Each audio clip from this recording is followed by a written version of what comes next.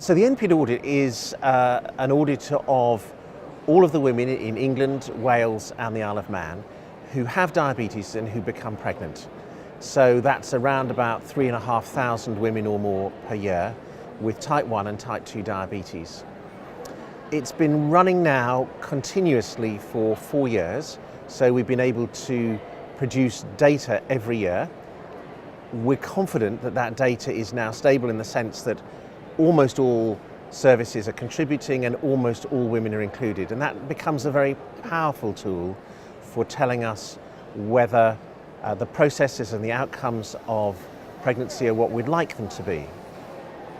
And I guess the good news is that for most women, pregnancy is successful. They end up with a baby and their baby is well, and so we're pleased about that.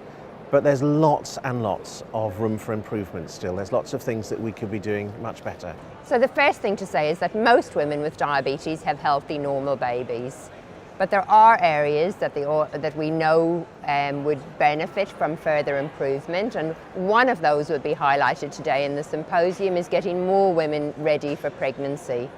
This is particularly important for women who have type 2 diabetes, who may not be aware of the importance of contraception and the need to plan and be pregnancy ready.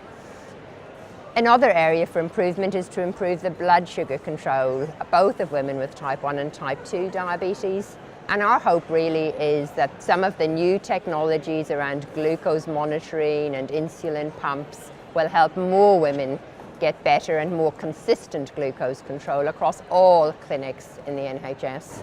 And just to add to what Helen has said, one of the things that the audit has absolutely made us aware of is the shift in who is becoming pregnant who has diabetes. So about 15 years ago, it was about 1 in 4 women had type 2 diabetes. It's now 1 in 2. And those women with type 2 diabetes are different. They're older. They've not had diabetes for very long, so they haven't had much time to think about things like what might it mean for pregnancy. And they come from a much more diverse background. So many of them will be amongst migrant or immigrant populations. Some of them will be from different cultures, and most of them will be in primary care, not in specialist services. And that means that we have to do more work in a different way to support them to know what the implications are for pregnancy. So today at the Diabetes UK conference, we have a diabetic medicine sponsored symposium where we can share with colleagues who are here and our wider group colleagues the findings of the audit, which highlights where we need to improve.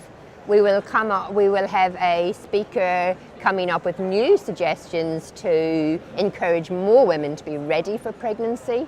We will learn a little bit about how best to support women between their pregnancies, and we'll focus on how new technologies might help more women achieve glucose targets. Mm-hmm.